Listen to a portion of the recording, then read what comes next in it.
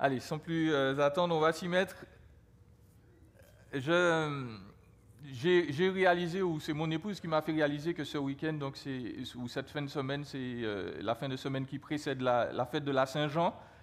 Donc j'imagine que certains d'entre vous sont déjà soit en préparatif, ou peut-être sont déjà partis pour aller voir la famille, pour être entourés. C'est une belle période, donc sans doute de fête et de retrouvailles.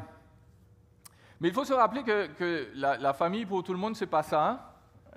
J'ai entendu l'histoire d'un homme, un jeune homme qui, quand il avait grandi, en fait, était, comment dire, il était celui qui était le mal-aimé de sa famille. Il avait un grand frère, ils étaient deux, et très vite, il a réalisé que ses parents faisaient des préférences pour son aîné.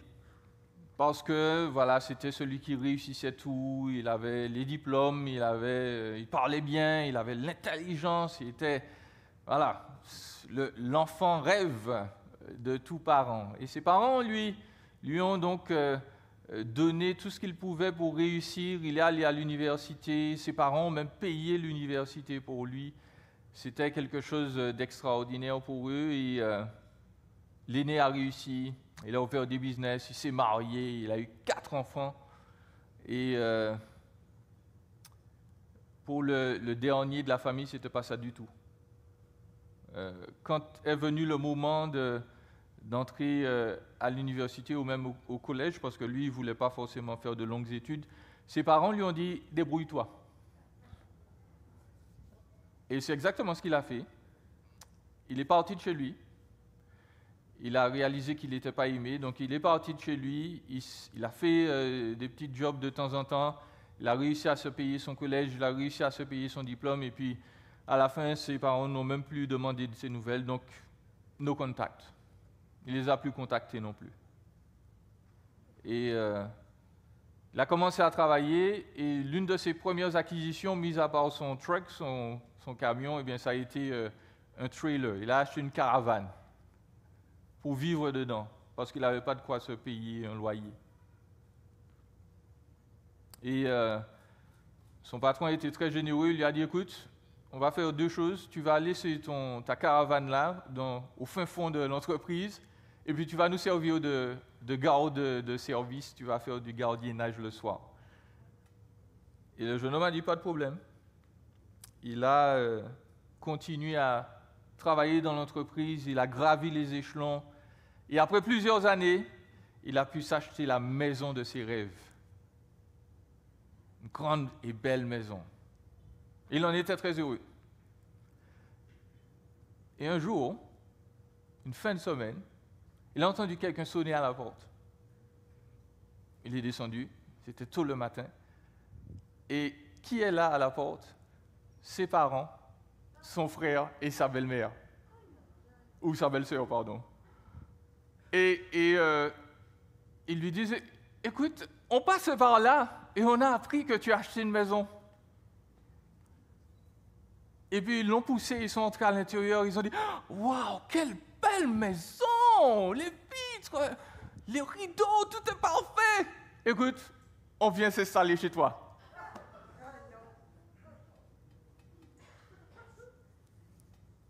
Qu'est-ce que vous auriez fait? Après des années.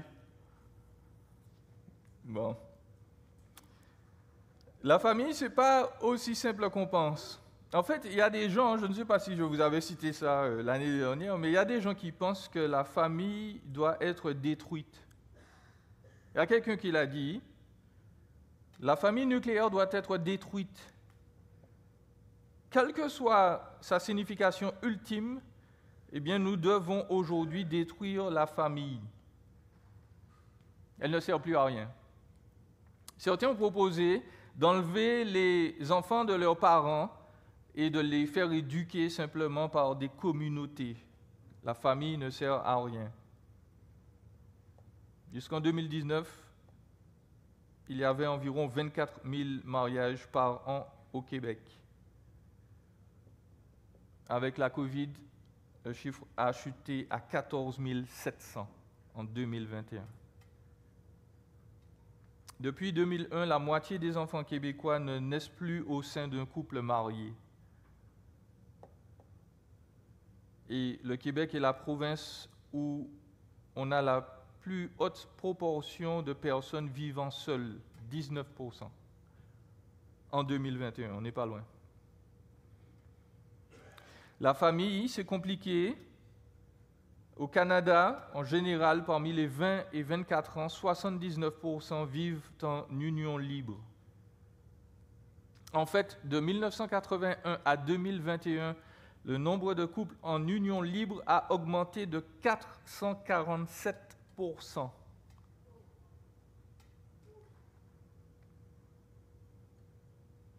La croissance des couples mariés n'était que de 26% pendant toutes ces années. Aujourd'hui, la famille, c'est compliqué. En fait, beaucoup de Québécois et d'Occidentaux ne savent pas vraiment ce que c'est qu'une famille telle que Dieu l'a envisagée au départ. Et puis, j'ose vous demander, et votre famille? Est-ce qu'elle va bien? Peut-être que vous avez souffert, hein, et peut-être que vous souffrez encore à cause de votre famille.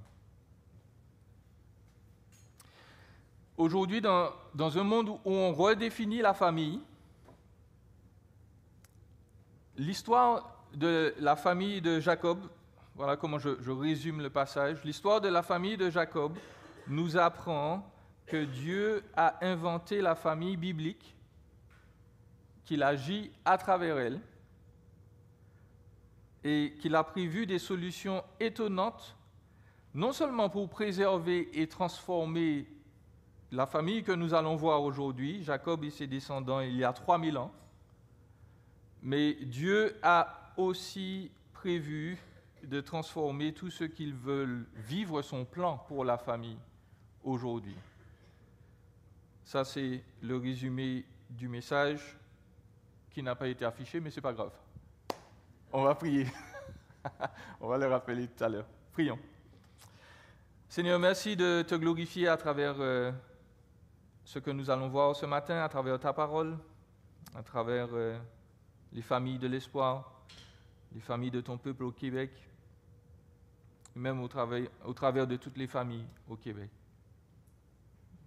Nous prions que tu puisses guérir, réconforter, fortifier, et que aujourd'hui nous puissions être plus près de ta vision pour la famille. Amen.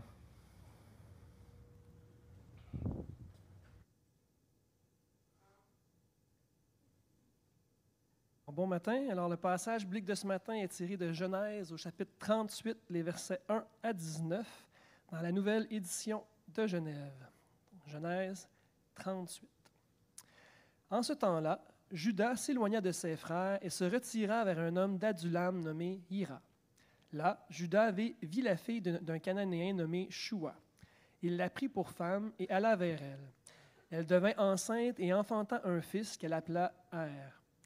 Elle devint encore enceinte et enfanta un fils qu'elle appela Onan. Elle enfanta de nouveau un fils qu'elle appela Shéla. Juda était à Zib quand elle l'enfanta. Juda prit pour Er, son premier-né, une femme nommée Tamar. Er, premier-né de Juda, était méchant aux yeux de l'Éternel, et l'Éternel le fit mourir. Alors Juda dit à Onan, « Va vers la femme de ton frère, prends-la comme beau-frère, et suscite une postérité à ton frère. » Onan, sachant que cette postérité ne serait pas à lui, se souillait à terre lorsqu'il allait vers la femme de son frère, afin de ne pas donner de postérité à son frère. Ce qu'il faisait déplut à l'Éternel, qui le fit aussi mourir. Alors Juda dit à Tamar, sa belle-fille, « Demeure veuve dans la maison de ton père, jusqu'à ce que Shéla, mon fils, soit grand. » Il parlait ainsi dans la crainte que Shéla ne meure comme ses frères. Tamar s'en alla, et elle habita dans la maison de son père. Les jours s'écoulèrent, et la fille de Shua, femme de Juda, mourut. Lorsque Juda fut consolé, il monta à Timna, vers ceux qui tondaient ses brebis, lui et son ami Hira, l'Adulamite. On en informa Tamar, et on lui dit, « Voici ton beau-père qui monte à Timna pour tondre ses brebis. » Alors elle ôta ses habits de veuve, elle se couvrit d'un voile et s'enveloppa, et elle s'assit à l'entrée d'Énaïm sur le chemin de Timna, car elle voyait que Shéla était devenu grand et qu'elle ne lui était point donnée pour femme. Judas la vit et la prit pour une prostituée parce qu'elle avait couvert son visage. Il l'aborda sur le chemin et dit, « Laisse-moi aller vers toi. » Car il ne connut pas que c'était sa belle-fille. Elle dit, « Que me donneras-tu pour venir vers moi? » Il répondit, « Je t'enverrai un chevreau de mon troupeau. » Elle dit, « Me donneras-tu un gage jusqu'à ce que tu me l'envoies? » Il répondit, « Quel gage te donnerai-je? » Elle dit, « Ton cachet, ton cordon et le bâton que tu as à la main. » Il les lui donna, puis il alla vers elle, et elle devint enceinte de lui. Elle se leva et s'en alla. Elle ôta son voile et remit ses habits de veuve.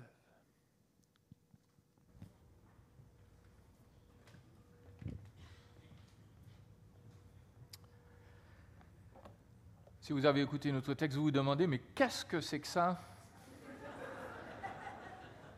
Et heureusement qu'il ne vient pas souvent, Jean-Élie.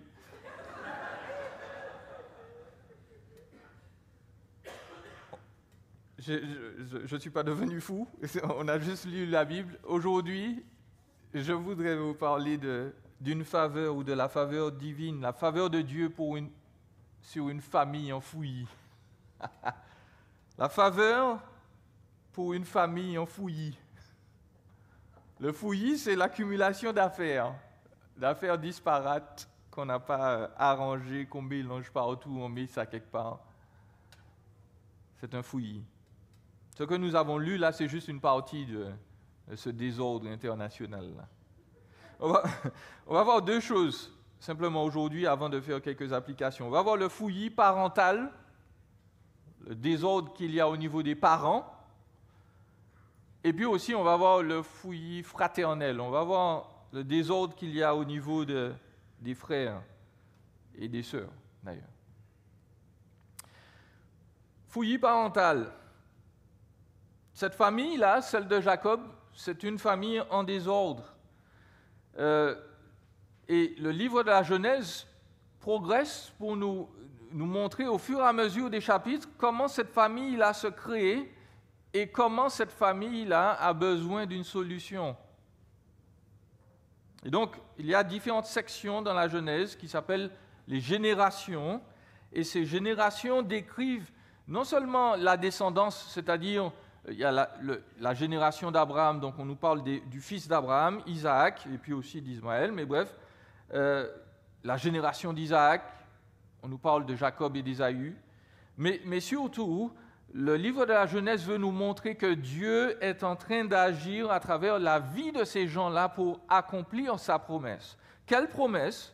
La promesse que, même si l'humanité s'est rebellée contre lui, je veux rappeler gentiment que le désordre dans lequel nous sommes, l'humanité se trouve, ce n'est pas de la faute de Dieu, la responsabilité, ce sont les humains qui la portent, parce que ce sont eux qui ont dit à Dieu, « Tu ne nous intéresses pas. On a mieux à faire. Nous récoltons ce que nous avons semé, mais Dieu a fait la promesse de donner quelqu'un qui va libérer l'humanité de tous ces problèmes. » Et donc, la Genèse nous montre comment Dieu prépare la chose. Et là, nous sommes arrivés à cette section où on nous parle de la famille de Jacob. Et donc, surtout de ses fils, en particulier de Joseph et Judas, qui vont être les figures que Dieu va utiliser pour sauver et diriger son peuple. Mais voilà, très rapidement, je voudrais vous donner un arrière-plan. Pourquoi on est arrivé à notre texte là? Il nous faut premièrement noter dans ce fouillis parental, au chapitre 32, une rivalité amoureuse entre épouses, au pluriel. Parce que la famille de Jacob est totalement dysfonctionnelle. C'est une famille où il y a un père et 4 épouses. Un père, 4 épouses.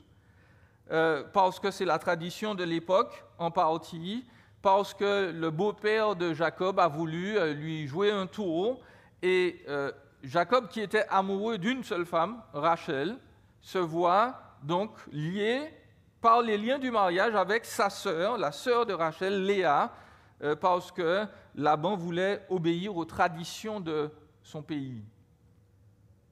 Et donc, Léa et Rachel sont des rivales, elles se livrent à un combat effréné et méprisant parce que, comme elles veulent l'affection de David, de Jacob, elles vont utiliser toutes les armes à leur disposition pour essayer de le séduire et d'obtenir son amour. Et l'une des choses qu'elles vont faire, donc, c'est utiliser le standard de l'époque qui était avoir le plus d'enfants possible. Et dans cette course-là, c'est Léa qui a gagné parce qu'elle en a eu 5 d'un coup, alors que Rachel n'en a eu aucune ou aucun. Pourquoi cette idée d'avoir des enfants? Non seulement pour gagner l'affection de Jacob, mais en plus parce qu'à cette époque et encore dans certaines cultures aujourd'hui, on a dit aux femmes, si tu as des enfants, en fait, tu as de la valeur pour ce monde, tu es productive, tu es une femme non seulement féconde, mais voilà, utile et surtout à tes yeux, à tes propres yeux, tu devrais te sentir mieux. Et donc, cette course à l'affection de Jacob, au nombre d'enfants, va faire de 2 sœurs des ennemis à cause de leur père Laban et à cause de Jacob. Donc, une famille bancale parce qu'il n'y a pas un père et une mère, il y a un père et puis il y a 4 mères. Deuxièmement, nous devons noter que chez les parents, il y a de très grands déséquilibres parce que Jacob, nous l'avons dit, n'aime pas Léa et Jacob va réagir d'une manière particulière face au viol, à l'agression de sa fille Dina. Au chapitre 34 de la Genèse, nous apprenons que Dina, donc la 5e fille de Jacob, c'est la fille de Léa, elle n'est pas aimée et vous relirez chez vous, elle est allée voir les filles de la ville voisine parce que Jacob, c'est un nomade, c'est un bédouin, entre guillemets. Il traverse les endroits, il n'est pas dans une maison fixe. Et donc, il se trouve à côté d'une ville qui s'appelle Sichem. Et sa fille va voir les filles de la région. Et sa fille va rencontrer un jeune homme qui s'appelle aussi Sichem. Peut-être que la ville a été élevée en l'honneur de lui-même. C'est le fils du maire. Et le fils du maire se met à raconter donc à Dina toutes les choses, aux Antilles on dit toutes les baboules qu'un homme raconte à une femme quand il veut coucher avec. Tu es la plus belle, tu es la plus merveilleuse du monde, etc., etc. Et ça marche. Et c'est même pire que ça parce que Sichem ne veut pas simplement séduire la jeune fille, il va plus loin, il la force à avoir un rapport avec lui. Et le pire est qu'après cela, il la séquestre et dans sa délusion, il parvient à croire qu'il est amoureux d'elle, il est prêt à tout faire pour elle. Il lui dit qu'il l'aime vraiment et qu'il est prêt à l'épouser. Et là, nous devons faire une pause très rapide pour souligner que Dina a subi un outrage qui ne doit être ni occulté, ni excusé. Lorsque ce genre d'événement se produit, nous devons nous lamenter sur cette situation et immédiatement avoir à l'esprit la conclusion suivante. Une femme ne doit jamais être blâmée dans ces circonstances. Aucune femme ne mérite un abus. Même si elle n'était pas bien habillée, même si elle avait une attitude provocatrice au départ, même si elle avait trop bu ou trop fumé. Il n'y a aucune excuse pour un abuseur. Aucune.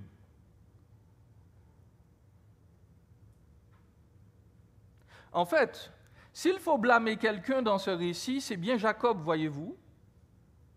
Parce que Jacob ne se trouve pas là où il devrait être. Il est près de la ville qui s'appelle Sichem, alors que, vous pourrez le relire chez vous, au chapitre 28 de la Genèse, versets 19 à 22, Jacob avait fait une promesse à Dieu.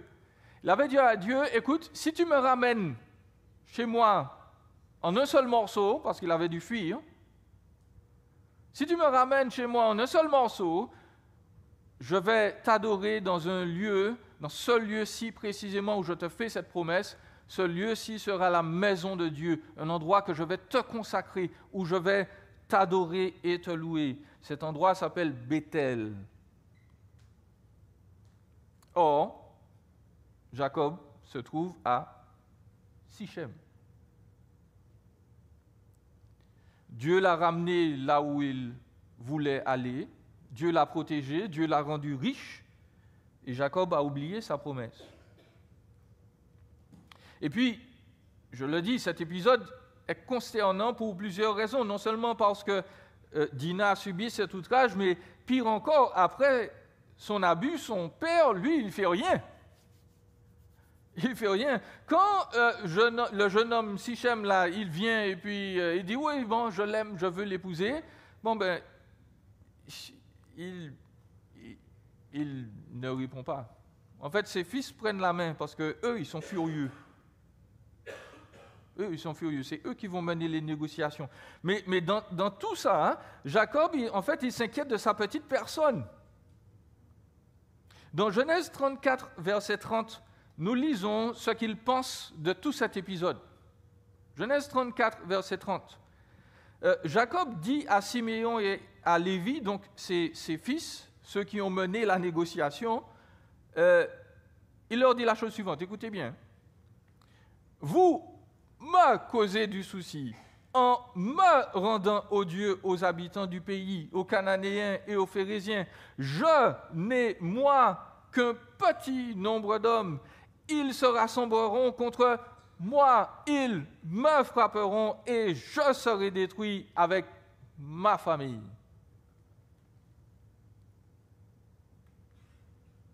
Un seul verset, 8 références à lui-même.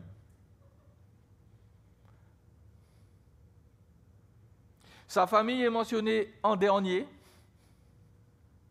et Dina, 0 fois.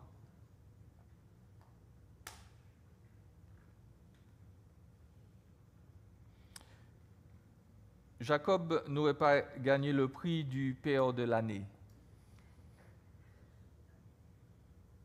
Et puis, il faut noter toujours dans ce fouillis parental, là, Genèse 37, vous pouvez relire ça chez vous, Jacob fait preuve de favoritisme éhonté. Jacob, donc, il a ses préférences pour Rachel, et les enfants de Rachel qui arrivent, finalement, sont préférés aussi. Jacob préfère Joseph, le plus jeune des frères à cette époque, ou l'avant-dernier, ce qui va provoquer une jalousie mortelle contre ce Joseph-là, précisément. Jacob lui fait faire un beau vêtement, une tunique spéciale. Certaines versions vont vous dire que la tunique était multicolore. Ce n'est pas forcément l'idée, là. L'idée, c'était plutôt que la tunique était longue. Elle était l'équivalent du Gucci de l'époque, Dolce Gabbana. Parce que les gens qui portaient des vêtements longs, surtout dans ces climats, c'était les gens qui restaient dans les tentes au frais. Alors que les gens qui portaient des vêtements courts étaient là dehors en train de faire de lourds travaux au soleil.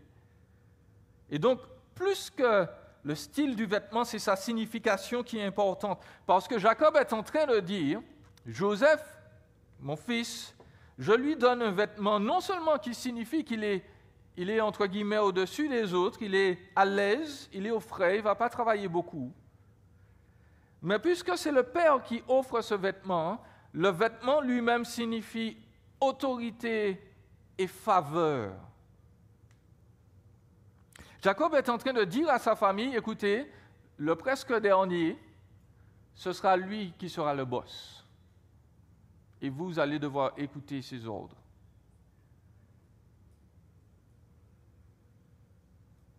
Joseph est traité en aîné de la famille, alors qu'il y a plusieurs frères et sœurs avant lui.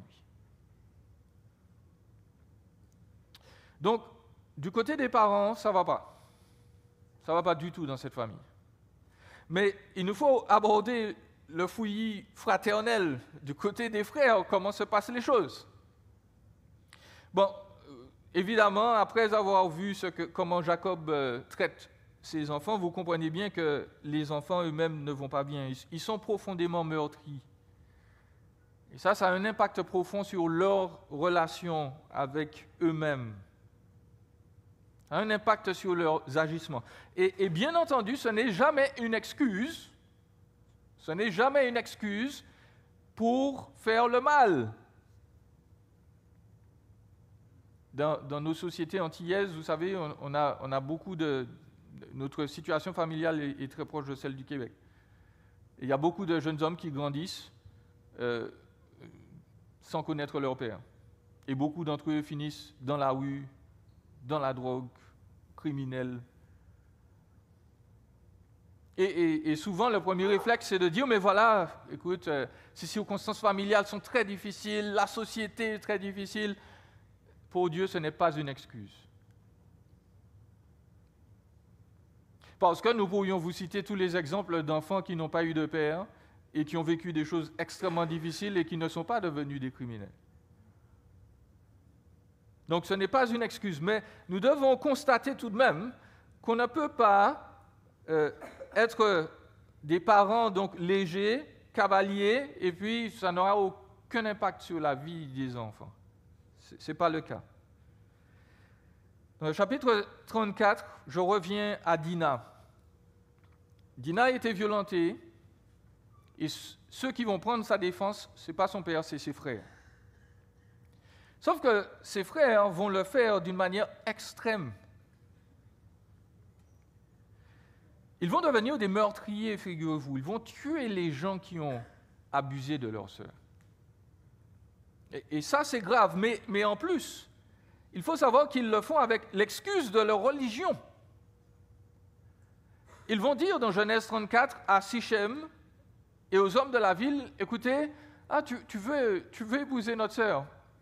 Pas de problème. Sauf que nous sommes juifs et tu devras te convertir à notre religion. Il faudra te faire chop-chop. Si vous ne savez pas ce que c'est, tant pis pour vous. Je ne vais pas vous l'expliquer ici. Il n'empêche, tous les hommes de la ville se retrouvent dans une circonstance où ils ne peuvent pas faire grand-chose. Ils sont condamnés à rester au lit pendant quelque temps. Et pendant cette période, Siméon et Lévi vont prendre leur épée et ils vont égorger tous les hommes de la ville. Ils vont devenir des meurtriers en série.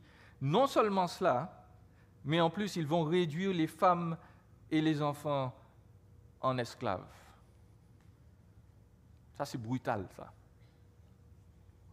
Donc, parce que leur sœur a été abusée, ce qui est grave, ils vont décimer tous les hommes et ils vont devenir des esclavagistes. Et leur justification est, on ne doit pas traiter notre sœur en prostituée. Ce qui est vrai. Mais la réponse à la violence que Dina a subie n'est pas belle, n'est pas bonne. Toujours dans la famille de Jacob, il y a des atrocités. Dans le chapitre 35, versets 21 et suivants, il y a de l'inceste dans la famille de Jacob. Et pas comme on pense. Ruben, c'est le fils aîné de Jacob, et il est tellement perturbé, peut-être d'ailleurs par les préférences que son père a commencé à faire, qu'il a décidé de coucher avec l'une de ses belles-mères, la servante de Rachel, Bilha. Et le geste est odieux en lui-même, et dans cette culture-là, il a une signification. Ruben est en train de dire, mon père prétend être le chef de la famille, mais c'est moi qui dois l'être.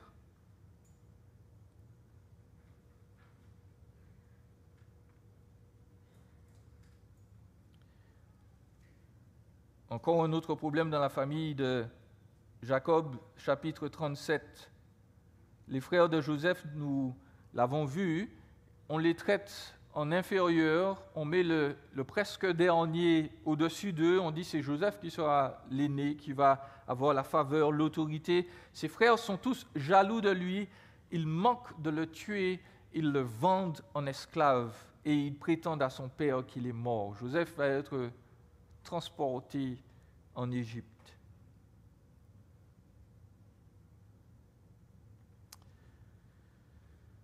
quand on regarde tout ça, on a envie de se dire, mais vraiment, mais qu'est-ce que c'est que cette histoire? Je n'y comprends rien. Qu'est-ce que ça fait dans la Bible, ça? Est-ce qu'il n'y a pas une solution? Et peut-être qu'on va se dire, la solution, c'est Joseph. Joseph, c'est le jeune homme tout gentil qui a subi l'esclavage à cause de ses frères. Allons voir Joseph. Joseph, dans Genèse 37, on nous le dépeint effectivement comme celui qui a subi les préférences de son père, qui a reçu l'amour exagéré de Jacob, mais surtout on nous dit, et cela de manière un peu implicite, qu'il n'est pas tout à fait sans reproche dans la situation de la famille. Dans Genèse 37, verset 3, on nous dit « Joseph rapportait à leur père leurs mauvais propos. » Les mauvais propos, les mauvaises paroles des frères. Excusez-moi de le dire comme ça, mais Joseph, c'était un snitch. C'était, en bon français, un rapporteur. Et certains commentaires pensent que c'est très positif, que Joseph est un garçon très juste. Il disait « Ah non, mes frères, il ne faut pas faire ça. » Sauf que non, le mot là qui est utilisé pour parler des actions de Joseph, il est très mauvais. Il est utilisé seulement 3 fois dans l'Ancien Testament. Une première fois ici, une deuxième fois dans Nombre au chapitre 13. Vous vous rappelez, dans Nombre au chapitre 13, c'est le rapport des espions que Moïse a envoyé dans le pays promis. Il a envoyé 12 hommes là pour surveiller, pour voir qu'est-ce qui se passe en Canaan, etc. Quand ils reviennent, vous vous rappelez, ils ont une grappe de raisin qu'ils portent à l'épaule entre 2 gars. Et ils disent, le pays est magnifique, c'est extraordinaire, regardez les raisins. Mais il y en a 10 sur les 12 qui disent, oui, mais ce pays-là va nous tuer. Parce qu'il y a des géants, parce qu'ils sont forts. Et le texte nous dit, ils font un mauvais rapport. C'est ce mot-là qui est utilisé. Ce n'est pas un bon rapport. Dans Proverbe 10, verset 18, le même mot est utilisé et il est traduit calomnie. Celui qui répand la calomnie, c'est un insensé. Joseph, il ne fait pas une bonne job là. Il n'est pas en train d'essayer d'améliorer la situation. Il est juste en train de rapporter, OK, mes frères, non, ils sont vraiment pas bons, papa. Écoute ce qu'ils disent dans ton dos. Pire que ça, toujours dans Genèse 37, le verset suivant, il nous est dit que les frères de Joseph virent que leur père l'aimait plus que tous et le prirent en haine. Ils ne pouvaient lui parler avec amitié. Et là, je vous demande de réfléchir, ce ne sera pas très compliqué. Joseph, ce n'est pas un enfant de 8 ans, hein. Ce n'est pas un adolescent de 12 ans, il a déjà 17 ans, presque 18 là. Et vous le savez, si vous avez des frères et sœurs, si vos frères et vos sœurs commencent à mal vous parler, ne peuvent pas vous parler avec amitié, vous avez 17 ans, vous en avez quand même dans la caboche, vous vous dites, il y a un petit problème, mais pourquoi il me parle comme ça? Et nous savons que Joseph était très intelligent. Joseph savait l'étendue du problème de sa famille. Cependant, quand Dieu lui envoie les rêves, vous vous rappelez? Les 7 bottes de blé et compagnie qui se rassemblent, etc. Les étoiles qui se rassemblent autour de lui, etc. Qu'est-ce qu'il fait? Il va voir qui? En premier. Il va voir ses frères. Il leur dit, les gars, j'ai rêvé que vous alliez vous prosterner devant moi. Pas une fois, 2 fois. Non, mes amis, pardon, mais au minimum, je vais dire au minimum, Joseph, il est pas sage. Au minimum. Il sait que ses frères ne l'aiment pas, il connaît la situation de sa famille, et au lieu de calmer le jeu, il leur dit juste, les gars, je serai votre boss.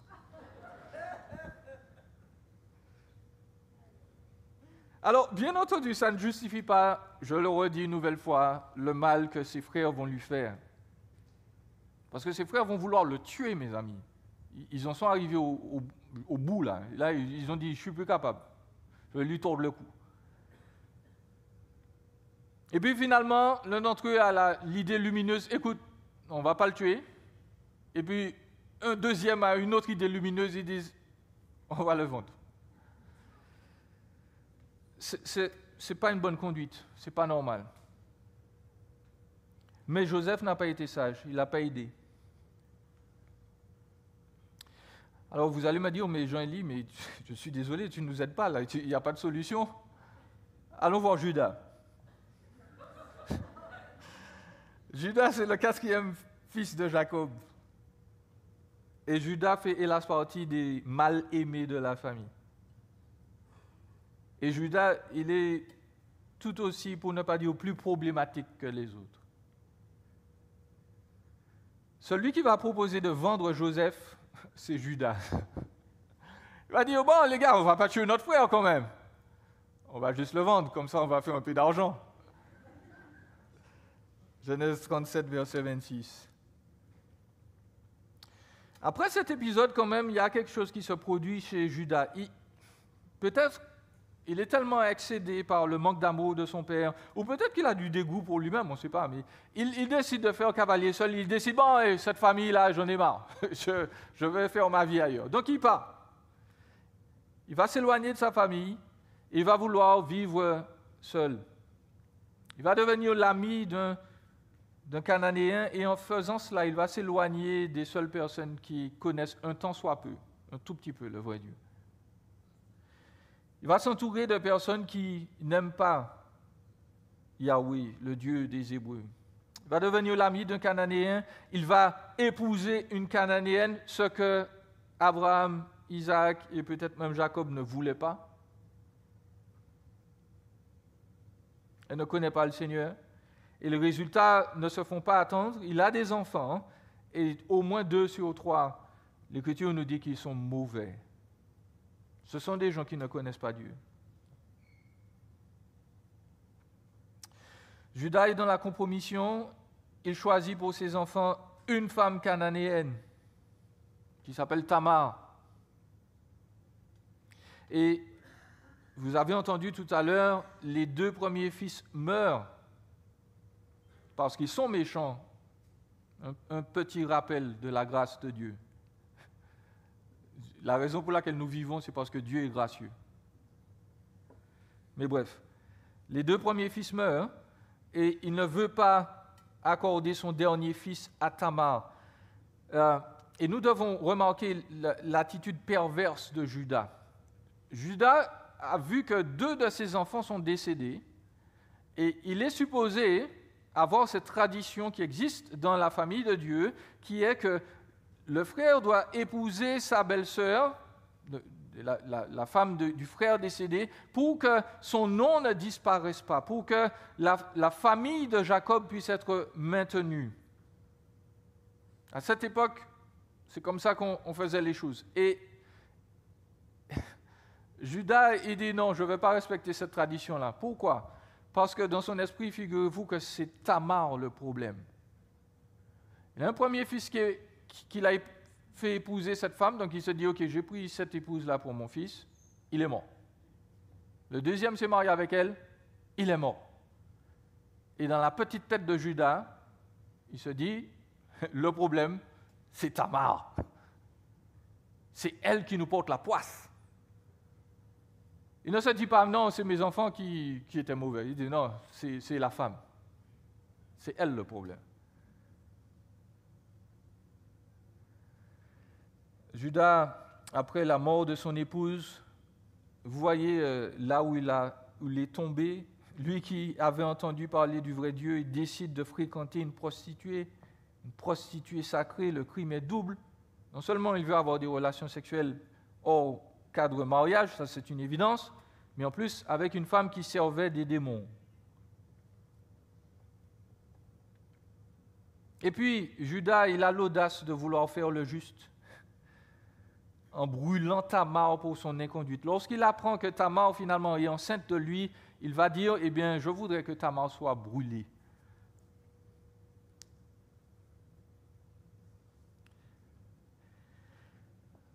Bref, je finis la liste. Cette famille est en fouillis, elle est en désordre. Jacob est défaillant, les fils aînés sont défaillants, Joseph est défaillant, Judas est défaillant. Tout ça pour dire que la famille que Dieu a choisie pour essayer d'aider l'humanité, eh bien, elle est en péril. Il n'y a rien qui fonctionne. Ou presque. Il nous faut faire quelques applications. Ma première application va être le fait que nous devons veiller sur nos familles. Peut-être que quand vous avez entendu toute cette litanie de problèmes, vous vous êtes dit, finalement, ma famille n'est pas si mal que ça. Je pense que là, on est quand même bien. Jacob et sa famille nous rappellent que les erreurs des parents et des enfants ne vont pas être occultées bien longtemps. On ne peut pas empêcher les conséquences de nos erreurs, notamment si l'on fait des préférences. Soyons clairs, pour ceux qui ont des enfants, il y en aura toujours un ou deux avec laquelle on aura une plus grande affinité, on va parler plus facilement, ce sera plus aisé de passer son temps avec. Mais l'Écriture nous dit, non, tu ne veux pas de préférence. Tu aimes tes enfants, Proverbe 16, 22, je crois, enseigne l'enfant selon la voie qu'il doit suivre. L'Hébreu dit littéralement, enseigne l'enfant selon sa voie à lui. C'est-à-dire que les parents doivent connaître le caractère de leurs enfants, les aptitudes de leurs enfants et conformer leur éducation à ce qu'est l'enfant. On doit apprendre à concilier leur caractère et même si ce n'est pas quelque chose avec lequel nous avons une grande affinité, eh bien on va faire plus d'efforts. Si l'enfant aime lire, eh bien on va passer beaucoup plus de temps et d'efforts à comprendre celui qui n'aime pas lire. On va équilibrer les choses. On ne va pas faire les erreurs de Jacob. L'Écriture nous dit qu'il y aura aussi toujours des conséquences au fait de se détester entre frères et sœurs. Nous devons être des préservateurs, des protecteurs de la famille, pas des destructeurs de la famille. Entre frères et sœurs, nous devons apprendre à nous soutenir. Nous devons apprendre à calmer le jeu. Lorsqu'il y a eu des disputes passées à cause de problèmes divers et variés, on doit apprendre à s'estimer les uns les autres. On doit apprendre à s'aimer les uns les autres parce que, notez, c'est ce que Jésus fait pour nous. Nous sommes sa famille. Nous sommes ses frères et sœurs. Et lorsque Jésus donc prétend nous aimer, il prend le temps de nous aider, de nous comprendre, de nous aimer. Il prend le temps de colmater les brèches. Deuxièmement, nous devons veiller sur la famille de Dieu, l'Église. Je voudrais faire ce rappel, et je vous l'ai dit depuis l'année dernière, mon avis n'a pas changé. Le Québec, c'est l'un des endroits sur Terre le plus proche du paradis. Donc, spirituellement, c'est fantastique. La nature même nous prépare à l'éternité. C'est bien. Mais je veux vous prévenir, à un moment ou à un autre, les enfants de Dieu vont vous décevoir. Nous savons que nous sommes rachetés, justifiés par Dieu, mais le péché est encore présent dans nos vies jusqu'au retour de Jésus. Et cela veut dire que ceux qui sont à côté de nous là régulièrement, un jour, ils vont appuyer sur le bouton sur lequel il ne fallait pas appuyer.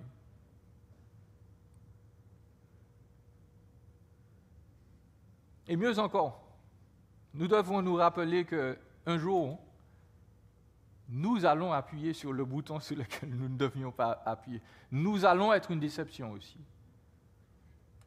Ce n'est pas seulement les autres qui déçoivent, nous sommes parfois décevants. Nous sommes comme Joseph, nous voyons le problème et au lieu de contribuer à la solution, eh bien, nous manquons de sagesse. Est-ce que nous savons distinguer les humeurs, les sentiments des autres? Est-ce que dans cette soif d'être émerveillés par Jésus, nous pouvons considérer que Jésus vit vraiment dans chaque frère et sœur de l'Église ici à l'Espoir? À chaque fois que nous le voyons, nous voyons Christ en action. Et parfois, hein, dans cette vie de tous les jours, nous pouvons être troublés un instant par des déceptions, par simplement des circonstances difficiles. Peut-être que l'autre est fatigué, peut-être qu'il passe par un temps de trouble et sa réaction n'est pas la bonne. Est-ce que nous savons distinguer ses humeurs, ses sentiments? Est-ce que nous savons demander « Hey, t'es-tu correct ?» Et puis nous arrêter et prier avec. Et puis je voudrais m'adresser à ceux qui sont blessés. Et je vais demander à l'équipe de louanges là de se placer aussi. Je voudrais m'adresser à tous ceux qui sont blessés et puis leur demander, mais est-ce que tu sais dire qu'il y a un problème? Est-ce que tu sais vers qui te tourner lorsque tu vois, c'est pesant et difficile pour toi? Parce que les frères de Joseph n'ont jamais pu faire ça. Ils n'ont jamais su exprimer les choses correctement. Et ils ont laissé simplement l'aigreur, le ressentiment se tasser là et puis devenir de la haine.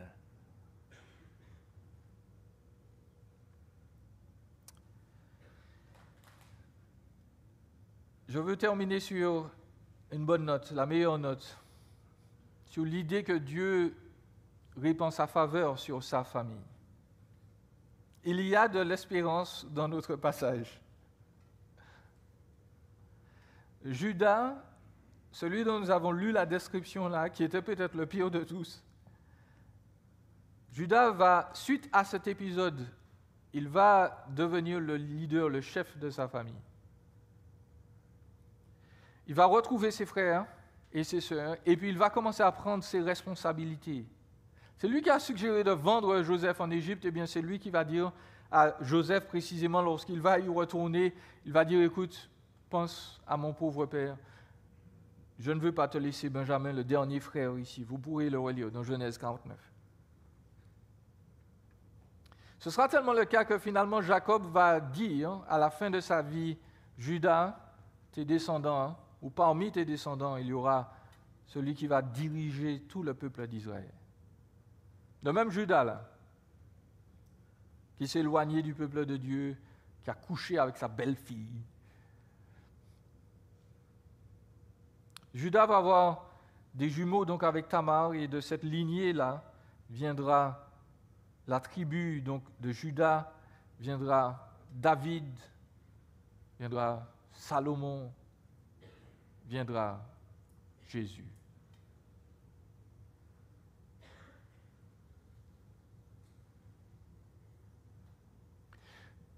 Dieu prend les situations les plus sales et les plus horribles et il est capable de les changer en quelque chose de beau et de formidable. Dieu prend ces familles-là, ou cette famille-là complètement cassée, en désordre, complètement tordue, et il se sert d'elle pour donner à l'humanité la réponse dont elle a besoin. Chers amis, rien ne pourra empêcher Dieu de se glorifier ou de sauver ses enfants. Absolument rien. Vous pouvez être dans le trouble le plus profond aujourd'hui. Vous pouvez avoir subi donc les moqueries ou la haine de votre famille. Dieu dit, rien ne peut m'empêcher de te sauver aujourd'hui. La haine de ta famille, les problèmes qu'il y a eu dans ton passé ne sont pas plus forts que moi. Je t'aime et je vais te sortir de là. Et toutes ces circonstances absolument atroces que tu as vécues, moi, je suis capable de les renverser et d'en faire sortir quelqu'un, quelque chose de beau et de propre. Si vous ne croyez pas en Jésus ce matin, je veux vous inviter à lui faire confiance.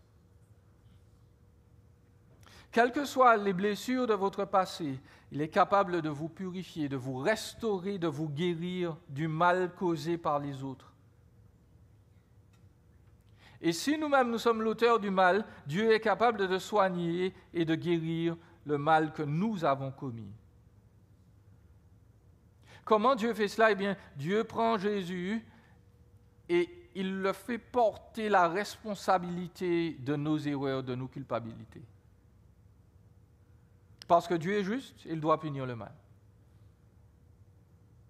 Donc Jésus meurt, il est mort il y a 2000 ans parce que nous étions coupables, parce qu'il y avait des fautes en nous, il y a des fautes dans toutes les familles du monde. Eh bien, Jésus assume cette responsabilité-là. Et Jésus, parce qu'il est parfait, nous donne en échange la perfection que Dieu attend.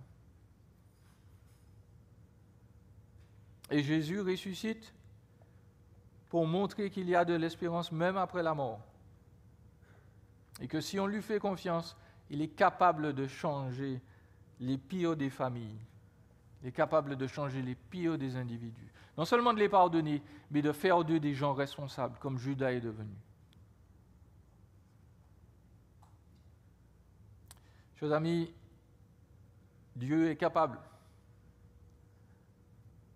de prendre les familles, de les transformer. Dieu est capable de prendre ta vie et de la rendre belle, extraordinaire, même si à l'intérieur, il y a eu beaucoup de brisements, de mépris et de honte. Il est toujours capable de le faire. Faisons-lui tous confiance ce matin. Il est capable, il va agir. Amen. Prions. Seigneur, merci pour cette grâce et cette certitude que tu donnes. Quelle que soit la profondeur, la noirceur du péché, tu es capable de nous rendre purs, de transformer les situations les plus difficiles. Alors Seigneur, redonne encore aujourd'hui espérance et courage à ceux qui portent de lourds fardeaux, peut-être à cause de leur passé. Seigneur, encourage-les. Comme tu l'as fait dans la famille de Jacob, ramène l'espoir, ramène la beauté, la certitude, la responsabilité, l'amour, la paix. Et surtout pour tous ceux qui ne te connaissent pas encore, que Jésus devienne ce trésor de guérison, de restauration, de pureté. Nous te prions parce que non seulement tu en es capable, mais tu es désireux de le faire. Je prie que des vies soient changées encore ce matin, à cause de Jésus qui nous a aimés, qui s'est donné pour nous, qui est ressuscité pour nous et qui revient bientôt nous chercher. Amen.